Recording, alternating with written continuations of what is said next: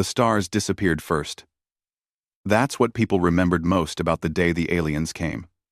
One moment, the night sky looked normal over Seoul, Tokyo, New York, and every other city on Earth. The next moment, darkness spread across the heavens like spilled ink. 300 massive ships blocked out the light of distant suns. Hyunwoo Park stood in the command center deep beneath Geneva, watching the screens with growing dread. He had led Earth's Unified Defense Command for 5 years, but nothing in his training prepared him for this. The alien ships were enormous, each one bigger than anything humanity had ever built. They hung in space near Jupiter's orbit, silent and waiting. "Sir, we're receiving a transmission," said Lieutenant Daeun Kim, her fingers flying across her console. "It's coming through on every frequency. Radio, quantum, even old analog signals. They want us to hear this." Hyunwoo nodded. "Put it through." The main screen flickered. An alien face appeared, so different from anything human that several officers gasped. The creature had 4 eyes arranged in a diamond pattern, skin that looked like polished metal, and a mouth that split vertically instead of horizontally. When it spoke, the words came through perfectly translated into every Earth language simultaneously. "Humans of Earth," the alien said, its voice cold and emotionless. "I am Kelvash, Supreme Commander of the Valthar Dominion. Your species has been evaluated. You are primitive, but potentially useful. You have 7 days to make your choice. Surrender completely, or die completely. There is no third option." The transmission continued. Kelvash explained the terms. "Every weapon on Earth must be destroyed. Every government must dissolve. Every human must accept Valthir rule. Humanity would become workers, servants, and slaves to a civilization that had conquered 47 other species across the galaxy. To demonstrate our power," Kelvash said, "we will now remove your Mars colony." The screen split. Half showed Kelvash's face. The other half showed a live feed from Mars, where 50,000 colonists lived in domed cities scattered across the red planet. A bright light appeared in the Martian sky. It grew brighter, then touched the largest dome. The dome vanished. The city vanished. The people vanished. In 3 seconds, nothing remained but a crater of melted rock and glass. The other domes went dark as their inhabitants realized what had just happened. 7 days, Kelvash repeated. "Choose wisely." The transmission ended. The command center filled with the sound of people trying not to panic. Hyunwoo stood frozen, his mind racing. 50,000 people. Gone. Just like that. And the aliens had done it casually, like swatting a fly. "Get me, President Kim," Hyunwoo said quietly. "And wake up every world leader. Emergency meeting in 1 hour." The meeting happened in a secure virtual conference room. Screens showed the faces of presidents, prime ministers, and chancellors from every nation on Earth. President Ji-won Kim of the Pacific Union spoke first. She looked tired but determined. "We've all seen what happened to Mars," she said. "We all know what these creatures can do. But I will not surrender humanity's freedom without a fight. I'd rather die standing than live on my knees." Some leaders agreed. Others argued for surrender. The debate grew heated. The president of the European Federation pointed out the obvious fact that Earth's weapons couldn't scratch those alien ships. The premier of the Asian Alliance reminded everyone that 11 billion lives hung in the balance. The debate went in circles for an hour. Then Hyunwoo spoke. "There may be another option." Everyone stopped talking and looked at him. Hyunwoo took a deep breath. What he was about to say was the most classified secret on Earth. Only 20 people knew about it. He was about to make it 20 plus every leader in this meeting. 40 years ago, Hyunwoo began, an alien ship crashed in the Pacific Ocean. Not a Valthir ship. Something else. We recovered it and spent decades studying the technology. 10 years ago, we started building our own ships using what we learned. We called it The Midnight Project. The leaders stared at him in shock. President Kim leaned forward. You're saying we have a space fleet? A real military fleet? Yes, Madam President. 100 warships. They're hidden in deep space. Past Neptune. Completely dark. Completely silent. The Valthyr don't know they exist. 100 ships against 300. Someone muttered. That's still bad odds. It's better than 0 against 300, Hyunwoo replied. And our ships have advantages. They're built for stealth. The Valthyr are arrogant. They think we're helpless. Surprise might make up for the numbers gap. President Kim looked around the virtual room. The vote took 10 minutes. When it finished, the result was clear. Earth would fight. They would pretend to negotiate surrender to buy time, but secretly prepare for war. It was probably suicide, but at least it was their choice. After the meeting ended, Hyunwoo made a call on a secure line that hadn't been used in 3 years. A face appeared on his screen. R. Admiral Minho Choi looked older than Hyunwoo remembered, with gray streaks in his hair and lines around his eyes. Minho had spent the last decade in deep space, commanding the Midnight Fleet. Minho, Hyunwoo said. I saw what happened to Mars, Minho replied. How long do we have? 7 days. Less, probably. They might get impatient. Minho nodded slowly. We can be ready in 5 days. Maybe 4 if we push it. The ships are functional. Crews are trained. We've been preparing for this scenario since the beginning. Your fleet is our only hope, Hyunwoo said quietly. If this fails, humanity ends. Then we won't fail, Minho said simply. Tell Earth to stay strong. Tell them we're coming. The next morning, Earth's governments announced they would send negotiators to discuss the surrender terms. The Valthyr agreed, sounding pleased. They thought the humans were broken already. They had no idea what was coming from the darkness beyond their sensor range. Hyunwoo spent the next 3 days coordinating preparations. Every military base went on high alert. Cities began evacuating civilians to underground bunkers. Hidden weapons that most people didn't know existed were pulled from storage and positioned around major population centers. It wouldn't be enough to stop the Valthyr if they attacked, but it might slow them down. On the 4th day, Hyunwoo received a personal message. It came from the Midnight Fleet, from a pilot in Fighter Squadron 7. His daughter, Yuna. Hi, Dad, the message said. Yuna's face filled the screen. Young and brave, and so much like her mother. I know you're worried. I know you wish I wasn't out here, but I'm exactly where I want to be. We're ready. We've trained for this our whole lives. When the time comes, we'll make you proud. I love you. See you after the battle. 1. Hyunwoo played the message 3 times. His wife Eunji stood beside him, tears running down her face. Their daughter was a fighter pilot on a secret military vessel, about to go into battle against impossible odds.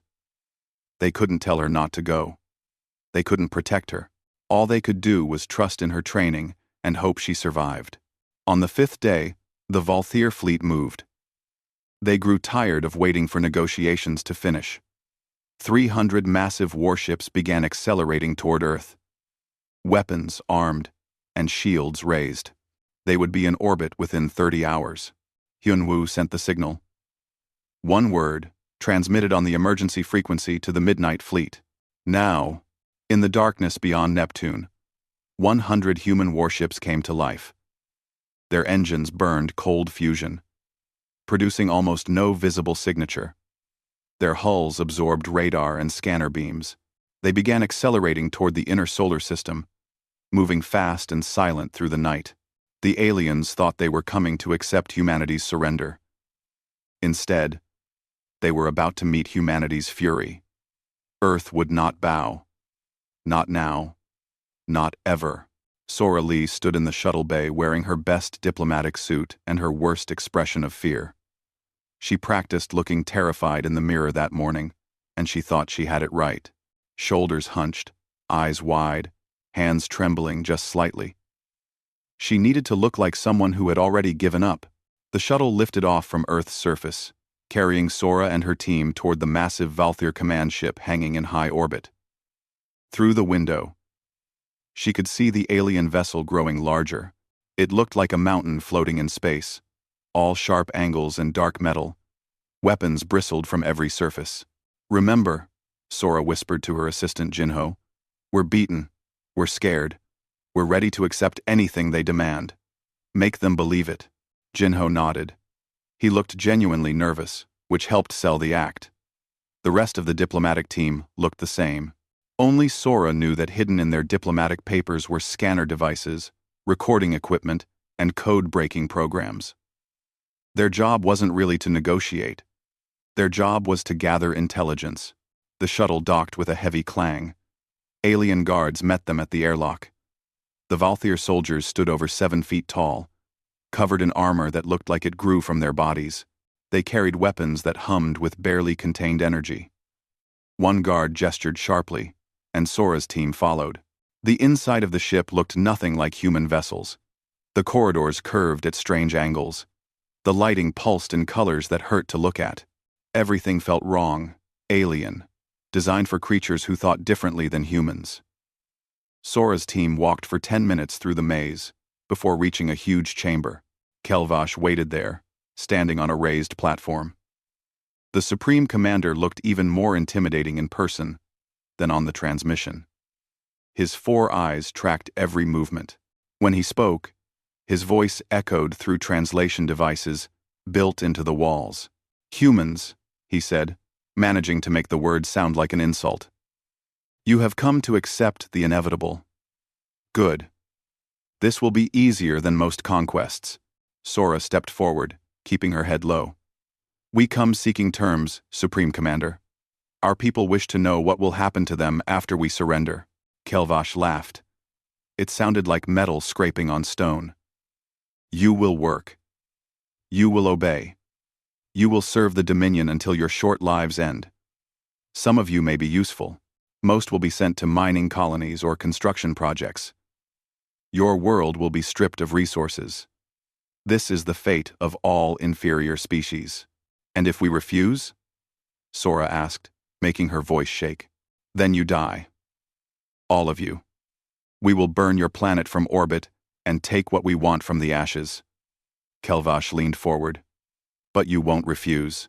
No species ever does when they truly understand the power we command. You saw what happened to your Mars colony. That was one ship, using minimal power. Imagine 300 ships firing at full strength. Olipi." Sora didn't have to fake her fear then. The image was too terrible. But while Kelvash talked, her hidden scanners were working. They recorded his voice patterns, analyzed the command ship's internal layout, and mapped the electromagnetic frequencies the Valthyr used for communications. Every second of this conversation brought valuable data. The negotiations dragged on for hours. Kelvash made demands. Sora asked for clarifications, buying time, asking questions that made her team seem desperate and confused. The Supreme Commander grew bored with the discussion and eventually dismissed them. "Return tomorrow," he said. "We will continue this tedious process, but understand that my patience has limits." Back on the shuttle, Sora's team stayed silent until they cleared the alien ship's scanner range. Then, Jinho let out a long breath. "Did we get what we needed?" he asked. Sora nodded, pulling out the hidden data drives. "Everything. Shield frequencies, communication protocols, internal ship layout, even some tactical information about their fleet formations. Commander Park will want to see this immediately." Down on Earth, a different kind of preparation was happening. In a basement beneath Seoul, Junho Han coordinated the largest resistance network in human history. His screens showed connections to millions of volunteers in every major city. Students, teachers, engineers, hackers, soldiers, and civilians who refused to accept alien rule. Junho typed commands rapidly, organizing the network into cells. Each group had specific tasks. Some would launch cyber attacks against Valthier computer systems. Others would target communication relays if the aliens tried to land ground forces. Still, others prepared to sabotage infrastructure rather than let it fall into enemy hands. "Are we ready?" asked his assistant, Mira, looking over his shoulder. "No," Junho admitted. "We'll never be ready for this. But we'll do it anyway." His screen blinked with an incoming message. Commander Hyunwoo wanted an update. Junho sent back a simple reply. "All cells active. Awaiting signal. We will not surrender." Above Earth's atmosphere, the Valthier fleet began repositioning. Kelvash grew impatient with the slow negotiations. He decided to apply more pressure. His ships moved into orbit directly above major population centers. New York, Beijing, Mumbai, Sao Paulo, Lagos, London. Massive alien warships hung in the sky like dark moons, weapons aimed downward. People looked up and saw their own deaths waiting above. Some panicked. Others stood defiant. In the streets of 100 cities, crowds gathered holding signs. "We will not bow. Earth stands free. Death before slavery." Kelvash watched through his monitors and laughed. "Such spirit for such primitive creatures. It won't matter. Spirit doesn't stop plasma cannons." He didn't know that while he watched Earth, something was watching him. The Midnight Fleet had entered the outer solar system, still running completely dark. Their sensors were passive, absorbing information without sending any signals that might give away their position. They tracked every Valthier ship, mapped every formation, identified command vessels, and support craft. Admiral Minho Choi stood on the bridge of the Eternal Defiance, studying the tactical displays. His husband Taehyun worked at the engineering station, making final adjustments to their weapon systems. Around them, the bridge crew prepared for a battle they might not survive. "How long until we're in position?" Minho asked. 36 hours at current speed," replied the navigation officer. "If we go faster, they might detect our engine signatures." "Maintain current speed," Minho decided. "Surprise is our best weapon." He thought about the message he'd received from Hyunwoo. Earth was buying them time, but not much. The Valthier were growing aggressive. If they decided to attack before the Midnight Fleet arrived, there was nothing anyone could do to stop them. Minho looked at Taehyun, catching his eye across the bridge. They'd been together for 15 years, married for 10. They both knew this might be their last mission, but neither suggested running or hiding. Some things mattered more than survival. On the second day of negotiations, Sora returned to the Valthier command ship. This time, Kelvash seemed more irritated. He cut through her questions with sharp responses, making it clear his patience was almost gone. "Enough discussion," he finally said. "I will give you one more day. Tomorrow, your governments will announce complete surrender, or my fleet opens fire. I do not care which you choose. Either way, this ends soon." Sora bowed low, acting defeated. "We understand, Supreme Commander. We will convince our leaders. We will convince our leaders." But as she left, her scanners caught something important. The Valthier were lowering their shield strength to save power, confident that Earth posed no threat. And the command ship's weapon systems ran on a predictable charging cycle. Small details, but they might make the difference between victory and defeat. Back on Earth, Hyunwoo received Sora's intelligence data and immediately forwarded it to Admiral Minho. The Midnight Fleet adjusted their attack plans based on the new information.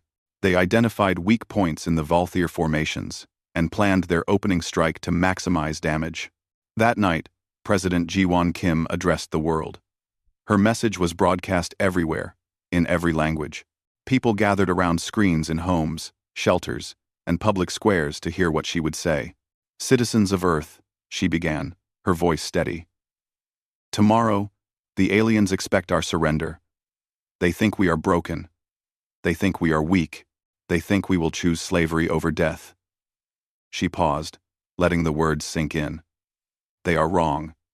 We choose neither slavery nor death. We choose freedom. We choose to fight. Whatever happens, we face it standing tall. The speech lasted only 3 minutes, but it changed everything. People stopped panicking and started preparing. If this was the end, they would meet it with courage. And if by some miracle they survived, they would never forget this moment when humanity refused to bow. In the darkness beyond Mars, the Midnight Fleet accelerated slightly. Time was running out. They needed to arrive before the Valthyr lost patience completely. 100 human warships raced through the night, carrying humanity's last hope and deadliest weapons. Kelvash watched Earth's broadcasts and sneered. Let them have their pride. Tomorrow it dies with them. He had no idea that tomorrow, death would come for him instead. The clock on the command center wall showed 0300 hours when everything changed. Hyunwoo Park stood watching the displays, drinking his 5th cup of coffee.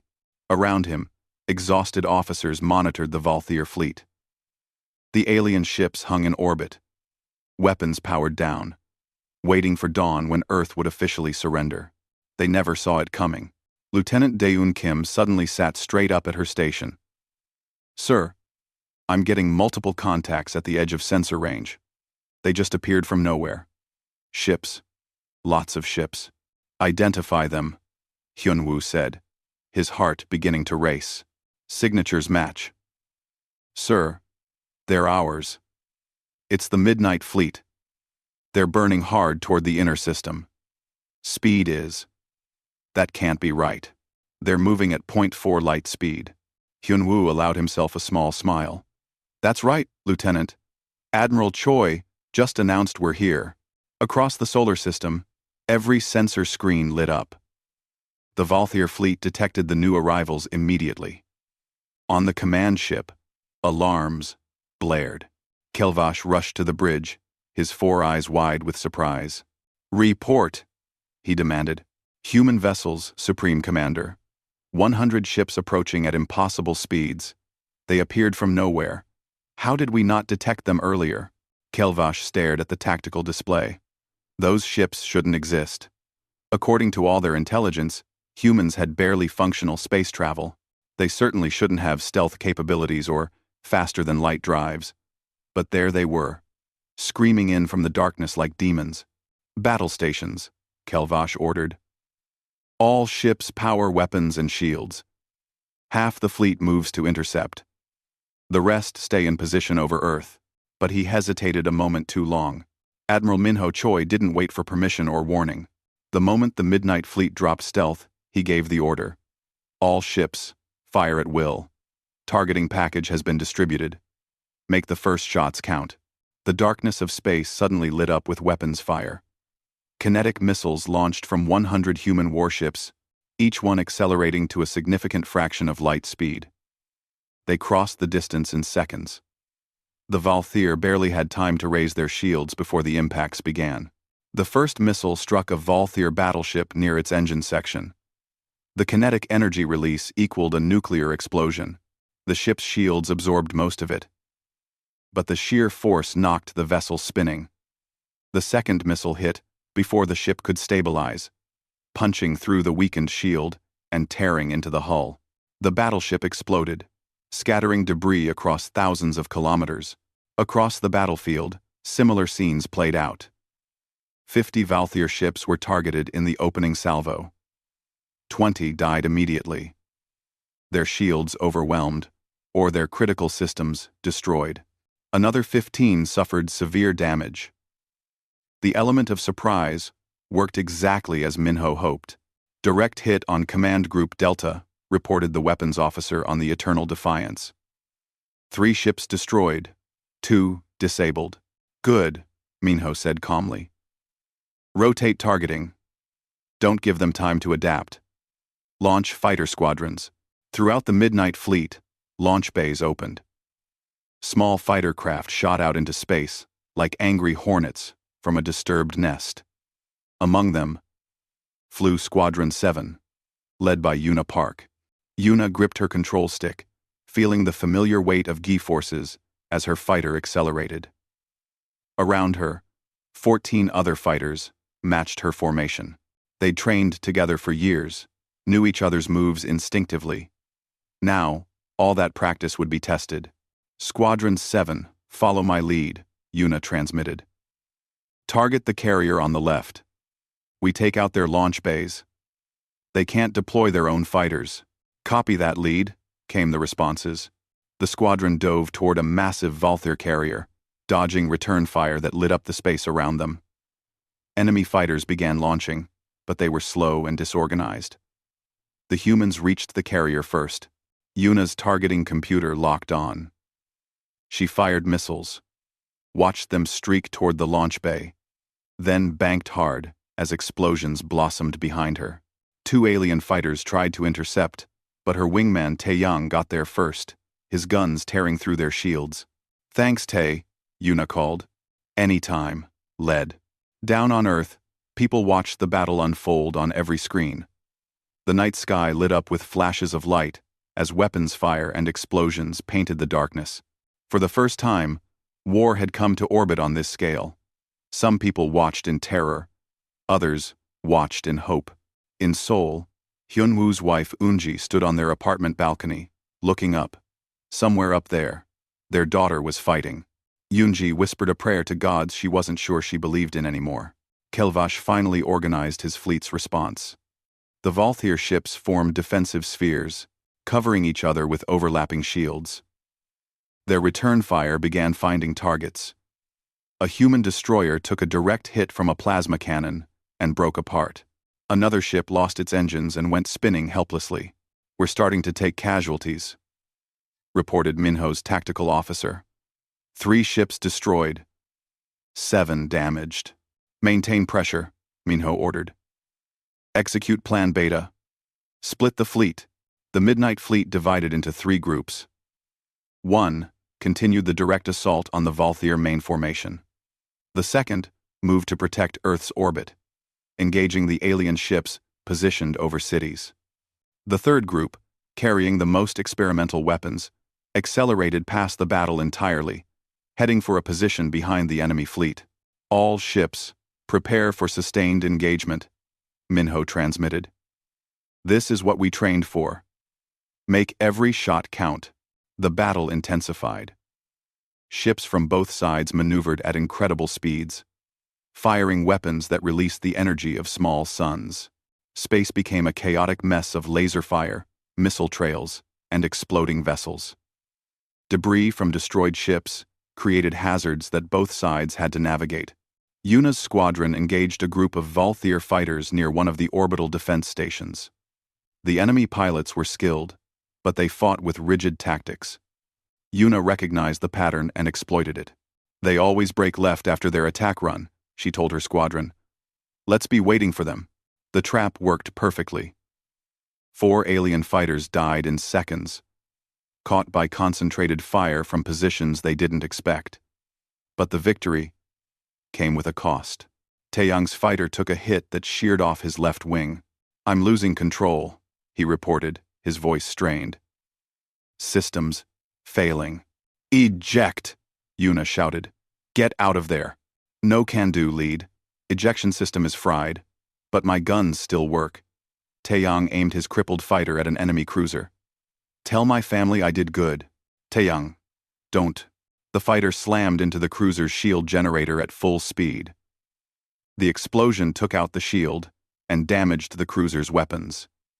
Yuna blinked away tears and kept fighting. Taeyang bought them an advantage. She wouldn't waste it. On Earth, Junho Han's resistance network activated. His screens showed millions of volunteers executing their assigned tasks simultaneously. Electromagnetic pulses disabled Valthyr sensor arrays that the aliens had placed on the surface. City power grids went dark voluntarily, denying the aliens targeting data, and from hidden underground silos, missiles began launching. These weren't modern weapons. Most were old, designed decades ago for wars between nations. But thousands of them, launching at once, created chaos. The Valthyr ships in low orbit had to divert attention to shooting down the missiles, giving human forces a brief respite. "It's working," Junho reported to Hyun-woo. "Good. Keep it up as long as you can." Admiral Minho's third wing reached their target position. These ships carried humanity's most dangerous weapons. Technology barely tested and extremely unstable. The singularity generators could create temporary black holes, but they were almost as dangerous to the ships that fired them. "All experimental units, prepare to fire on my mark," Minho transmitted. "Target the densest enemy formations. Safety protocols are suspended." The captains acknowledged, knowing what that meant. Some of them might not survive firing their own weapons, but they would fire anyway. Mark 5 singularity generators activated simultaneously. Space itself twisted and warped. 5 tiny black holes appeared in the midst of the Valthyr battle formations. Gravity went insane. Ships were pulled from their formations, crushed by forces beyond comprehension. 10 Valthyr vessels disappeared into the singularities before the black holes evaporated in bursts of radiation. The explosions lit up every sensor in the solar system. On Earth, people gasped as the night sky flashed brilliant white for 3 seconds. Kelvash watched in shock as a tenth of his remaining fleet simply ceased to exist. These humans had weapons that shouldn't be possible. His certainty began to crack. For the first time in 1,000 years of conquest, he felt something he'd almost forgotten: fear. "All ships, intensify fire," he ordered, trying to keep his voice steady. "Destroy them. Destroy them all." But the tide had turned. The Midnight Fleet pressed their advantage, targeting damaged ships and exploiting weaknesses in the Valthyr formations. Human pilots fought with desperate courage, trading their lives for small victories that added up to something larger. 8 hours into the battle, Minho assessed the situation. His fleet was battered. 30 ships destroyed, 20 more heavily damaged. But the Valthyr had lost over 100 vessels. The impossible was becoming possible. "All ships, maintain formation," he ordered. "We're winning. Don't let up now." Above Earth, the sky continued to burn with the fury of humanity's refusal to bow. The battle entered its 8th hour, and space had become a graveyard. Debris from destroyed ships created a dangerous maze that both fleets had to navigate. 30 human vessels were gone, turned into expanding clouds of metal and vapor. But over 100 Valthyr ships had met the same fate. Admiral Minho Choi studied his tactical display, calculating odds and possibilities. His face remained calm, but his hands gripped the command chair tightly. Beside him, Taehyun worked frantically at the engineering console, rerouting power from damaged systems to keep their weapons firing. "Status report," Mingya requested. "Shields at 40%. Taehyun reported without looking up. "Weapons at 60% capacity. We've got fires in sections 9 and 12, but damage control teams are handling it." "Good. How many more singularity weapons do we have?" 2, maybe 3. "The generators are overheating. If we push them any harder, they might explode on us instead of the enemy." Minho nodded. "Save them." On the Valthyr command ship, Kelvash faced a situation he'd never experienced in 100 conquests. These primitive humans were actually winning. His fleet was being torn apart by creatures who should have been easy prey. "Status," he demanded. 107 ships destroyed, Supreme Commander. 42 more severely damaged. The humans are targeting our command vessels, specifically. They've somehow identified which ships hold fleet coordination centers. That information came from Sora Lee's intelligence gathering, though Kelvash didn't know it. Every scan she'd made, every question she'd asked during negotiations, now gave human forces a critical advantage. "Then we use our ultimate weapon," Kelvash decided, his voice cold. "Charge the planet killer. If we cannot rule these humans, we will erase them completely." Deep in the command ship's core, an enormous weapon began powering up.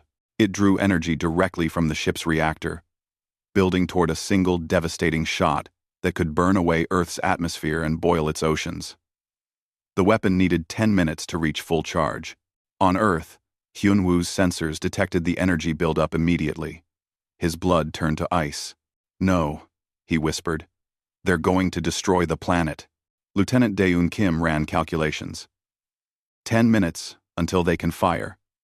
Even if we evacuate everyone to bunkers, this weapon will kill everything on the surface, and the atmospheric damage will finish whoever survives underground. Hyun-woo opened a channel to Admiral Minho. "The command ship is charging a planet-killer weapon. 10 minutes. There was a long pause before Minho responded. "Understood. We'll stop them. But how?" The command ship sat in the center of a defensive formation, protected by 60 remaining Valthyr vessels. The Midnight Fleet couldn't break through in time, unless someone did something desperate. Offerty, Yuna Park heard the transmission on the squadron command channel.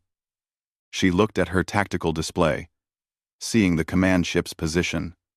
Her squadron was closer than any other human unit. They could reach it, maybe, if they ignored every other target and went all out. "Squadron 7, she transmitted to her pilots. "I'm going after the command ship. Anyone who wants to follow me, stay on my wing. Anyone who wants to live, break off now. No shame in either choice." 14 voices responded instantly. "We're with you, lead. All the way." Yuna felt her throat tighten with emotion. These people would follow her into certain death without hesitation. Then let's go kill that ship. Full speed. Don't stop for anything. Wait. Wait. Wait. The 15 fighters broke formation and accelerated toward the Valthyr command ship. Enemy fighters moved to intercept. Point defense systems locked on. But Squadron 7 didn't slow down or dodge. They flew straight and fast, trading defense for speed. 2 fighters exploded, caught by enemy fire. Another lost its engine and went tumbling. But 12 kept going. Yuna's heads-up display lit up with warning lights. Her fighter was taking damage, systems failing one by one. She didn't care. She could see the command ship growing larger in her viewport. Hyun-woo watched from Earth, recognizing his daughter's fighter signature. "Yuna, no. Please, no." He wanted to order her back. He wanted to tell her to save herself. But he couldn't speak. Couldn't interfere with her mission. Couldn't do anything but watch as his daughter flew toward certain death. Yoonji stood beside him now, having rushed to the command center. She saw the same display. Understood what was happening. Her hand found Hyun-woo's. They stood together, watching their daughter's last moments. Yuna's fighter shook as more hits landed. Her wingman Ji-woo's fighter disintegrated beside her. 10 fighters left. 9. 8. "Almost there," she muttered, lining up her shot. The command ship's weapon array was visible now, glowing with gathered energy. If they could damage it enough, maybe the weapon would fail. Maybe Earth would survive. She fired everything she had. Missiles, guns, even emergency flares. The other fighters did the same. Their combined firepower slammed into the weapon array, causing explosions along its length. But it wasn't enough. The weapon still charged, slower now but still building toward the critical threshold. "Not enough," Yuna said. "We need more mass, more impact." She understood what had to happen. So did the other 7 pilots still alive. They all came to the same conclusion simultaneously. "It's been an honor flying with you," one pilot said. "See you on the other side," said another. Yuna opened a final channel to Earth. "Dad, you always told me to stand for something worth dying for. I found it. Tell Mom I love her. Tell everyone I was proud to be human." "Yuna, Hyun-woo's voice broke. "I love you so much. You make me proud every single day." "Love you too, Dad. Give them hell." She cut the transmission and aimed her fighter directly at the weapon array. 7 other fighters matched her course. They accelerated to maximum speed, pushing their engines past safety limits. The 8 fighters hit the weapon array within 2 seconds of each other at Mach 25. The combined impact was devastating. The weapon array collapsed, its gathered energy released in an uncontrolled explosion that tore through the command ship's hull. The planet-killer weapon died with Yuna and her squadron. In the command center on Earth, alarms fell silent. The energy reading from the planet-killer dropped to 0. Hyunwoo stood frozen, tears running down his face. Eunji collapsed into a chair, sobbing. Around them, officers stood in respectful silence. "They did it," Lieutenant Daeun Kim said quietly. "The weapon is destroyed. Squadron 7 saved the world." Admiral Minho saw the same readings from his ship. He closed his eyes for a moment, remembering Hyunwoo's daughter from the few times they'd met. Just a kid. Really. Bright and brave and full of life. Gone now. Along with 7 others who'd chosen humanity's survival over their own. "All ships," Minho transmitted, his voice rough with emotion. "Squadron 7 has neutralized the planet-killer weapon. They gave their lives to save Earth. We will not let that sacrifice be meaningless. All remaining vessels. Final assault. We end this. Now." He turned to Taehyun. "Charge every weapon we have left, including the singularity generators. I don't care if they're stable or not. Minho, I know. But that girl just died for us. For everyone. We're finishing this." Taehyun nodded and began the charging sequence. Around them, the bridge crew worked with renewed intensity. They all knew what Squadron 7 had done. They all wanted to make it matter. The Midnight Fleet reorganized for one final push. Every damaged ship that could still fly joined the formation. Every weapon that could still fire was brought online. They pointed at the Valthier command ship like a spear aimed at a heart. "All ships, follow me," Minho ordered. "Charge." The human fleet accelerated together, abandoning defensive formations in favor of overwhelming offense. They fired everything, creating a wall of destruction that advanced toward the enemy. Valthier ships tried to block them, but the humans simply crashed through, trading damage for position. Kelvash watched them come and finally understood what made humans different. They weren't stronger, or smarter, or better equipped. But they refused to accept defeat. Even facing impossible odds, even losing ships and lives, they kept fighting. And that refusal, that absolute stubborn determination, made them dangerous. "All ships, protect the command vessel," he ordered desperately, but it was too late. The human ships were among his formation now, too close for his larger vessels to target safely. They fired at point-blank range, weapons tearing into shields and hulls. The Eternal Defiance led the charge, Minho standing on the bridge as explosions rocked his ship. "Fire the singularity generators," he commanded. "All of them. Right here. Right now." "That'll kill us too," someone shouted. "I know. Fire anyway." 3 singularity generators activated simultaneously, their containment barely functional. 3 black holes appeared in the midst of the fleet engagement. The gravitational forces went mad, pulling ships from both sides toward the singularities. The command ship, massive and slow, couldn't escape. It was dragged toward the nearest black hole.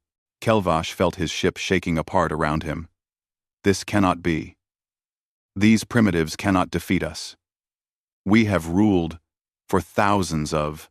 The command ship crossed the event horizon and ceased to exist. The supreme commander of the Valthier Dominion died cursing humanity's name. The singularities collapsed, releasing their energy in explosions that destroyed dozens of ships. When the light faded, the Eternal Defiance was gone. Admiral Minho Choi and his crew had been closest to the singularities. They didn't survive, but their sacrifice took the command ship and 40 Valthier vessels with them. The remaining alien ships, leaderless and broken, began to retreat. Human forces pursued, destroying stragglers. By the 16th hour of battle, it was over.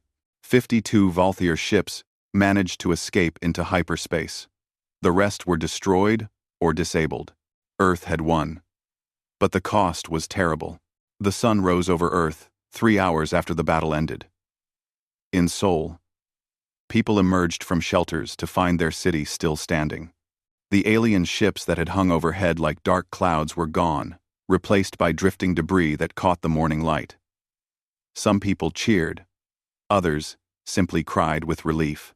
Hyunwoo Park stood on the command center balcony, watching the sunrise. He hadn't slept, hadn't eaten, couldn't stop seeing the moment his daughter's fighter disappeared in that explosion. Unji stood beside him, equally silent. They'd lost their only child. No victory could fill that emptiness. "Commander," Lieutenant Daeun Kim said softly behind them. "The casualty reports are coming in." Hyunwoo turned slowly. "Tell me, 400,000 civilians dead on Earth." Most were in Jakarta, when a damaged Valthier ship crashed into the city. The Midnight Fleet lost 73 ships, over 70,000 personnel, including Admiral Minho and the Eternal Defiance. More names to add to the list. More families destroyed. More lives ended defending humanity's freedom. Hyunwoo closed his eyes and tried to find meaning in the numbers. Tried to believe it was worth it. "And the aliens?" he asked. 248 Valthier ships destroyed. 52 escaped into hyperspace. We believe they're retreating to their territory. Nearly 300 alien ships reduced to 52. Humanity had faced the galaxy's biggest empire, and won. But the price was almost too high to bear. The next weeks passed in a blur of funerals and reconstruction. Every day, when the Ross P. HEO, thousands of people gathered to honor the fallen. They built monuments in every major city. They carved names into stone and metal, making sure the dead would never be forgotten. In Seoul, a special monument rose in the central plaza. A black stone column reaching toward the sky, with flames burning eternally at its top. It bore the names of Squadron 7 and every other pilot who died defending Earth. People came by thousands every day to leave flowers and say quiet prayers. Hyunwoo visited his daughter's name on the monument each morning. He traced the letters with his fingers, remembering her laugh, her determination, her courage. Unji came with him sometimes, but mostly he went alone. Their grief was too deep for words. 3 months after the battle, something unexpected happened. Earth's long-range sensors detected a ship approaching. Not Valthier, but something else. Everyone tensed, preparing for another fight.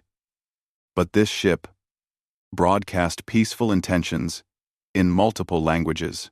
The vessel landed at the designated coordinates in Australia. A delegation of aliens emerged, but these looked nothing like the Valthier. They were smaller, with features that almost looked friendly.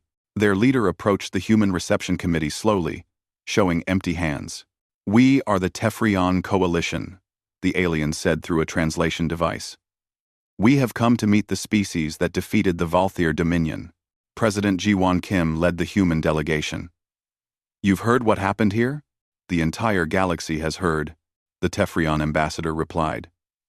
"The Valthier ruled through fear for 10,000 years.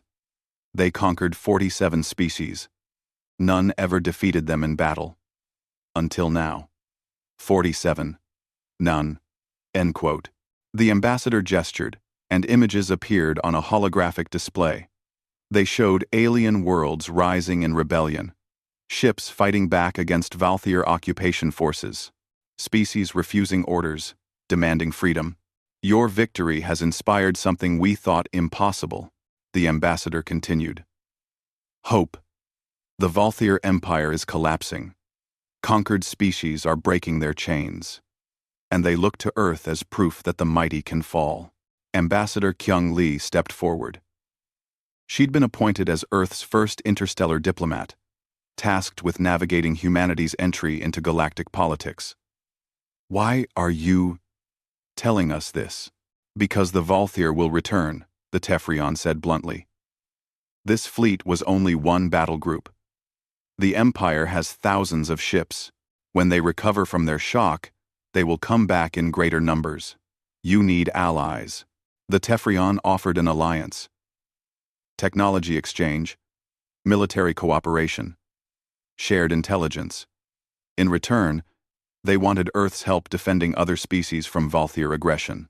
They wanted humanity's courage and determination to spread across the galaxy. President Kim called an emergency meeting of world leaders. The debate lasted 3 days. Some argued Earth should hide, rebuild, stay safe. Others argued the opposite. If the Valthier would return anyway, better to have allies and fight on their terms. The vote was close, but eventually Earth chose to join the Tefrian coalition. Humanity would not hide. They would stand with others who fought for freedom. The decision changed everything. The Tefrians shared technology that accelerated human development by decades. Earth's shipyards expanded, building new vessels that combined human innovation with alien engineering. The surviving ships of the Midnight Fleet were rebuilt and improved, becoming the core of a larger defense force. Commander Hyun-woo retired from active duty but stayed on as an advisor. He couldn't command anymore, couldn't make the decisions that sent people to die, but he could teach, could share what he'd learned. A new generation of officers learned from his experience. Scientist Junho Han led an initiative to reach out to species suffering under Valthier rule. Earth began broadcasting messages of support and sharing tactical information. Humanity became a symbol of resistance across the galaxy, a light in the darkness for those who still fought. 5 years after the battle, Earth's new fleet launched from orbital shipyards. 200 warships, each one better than anything in the original Midnight Fleet. They were crewed by volunteers, people who remembered the day the sky burned and decided they would never let it happen again. The new flagship bore a name that everyone recognized: Yuna's Defiance. It was larger than the Eternal Defiance, faster, better armed, and it carried a crew who understood what the name meant. It honored a young pilot who chose humanity's survival over her own life. Hyun-woo attended the launch ceremony. He was older now, gray in his hair, lines deep in his face. Eunji stood beside him, equally changed by time and grief. They watched the ships depart, heading out to patrol the space lanes and defend allied worlds. She would have loved this, Eunji said quietly, watching Yuna's defiance accelerate into the darkness. She made this possible, Hyun-woo replied. Her and all the others. They showed the galaxy what humans are capable of. That evening, Earth broadcast a message across all frequencies. It was written by President Kim, refined by Ambassador Kyung, and approved by every nation on Earth. The message went out in every known language, transmitted by relay stations that ensured it would reach every corner of explored space. To all species who live in fear, the message began. To all who bow to tyrants, to all who believe resistance is impossible. We are humanity of Earth. 5 years ago, we were given 7 days to surrender. We chose defiance. We were told we would die. We chose to fight. We lost 400,000 civilians and 70,000 military personnel. We lost our brightest and bravest. We lost children and parents and friends. But we did not lose our freedom. We did not lose our dignity. We did not lose our right to choose our own path. The Valthier Dominion came to make us slaves. We destroyed their fleet and sent them running. They will return someday with greater numbers. When they do, we will fight again, and we will keep fighting until the galaxy is free. To those who suffer under oppression, we offer alliance. To those who fight for freedom, we offer our weapons and our courage. To those who still believe in justice, we offer our support. And to those who would conquer us, who would force us to bow, who believe we are weak because we are young in the stars, we offer this warning. We are the species that met your ultimatum with fire. We are the ones who brought midnight to your dawn. We are humanity. We will never surrender. We will never submit.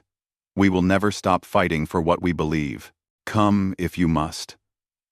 Test yourselves against our resolve. But know that every human who falls will be replaced by 10 more, ready to take their place. Know that every ship you destroy will be rebuilt stronger.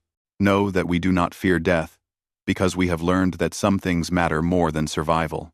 We are humanity. We stood against the darkness and lit the sky on fire.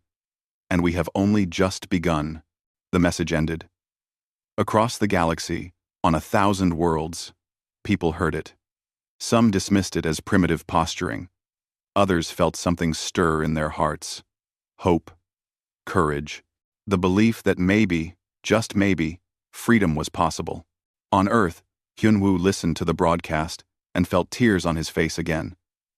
He thought about Yuna, about Minho and Taehyun, about Taeyang and Jiwoo, and all the others who died so humanity could stand free.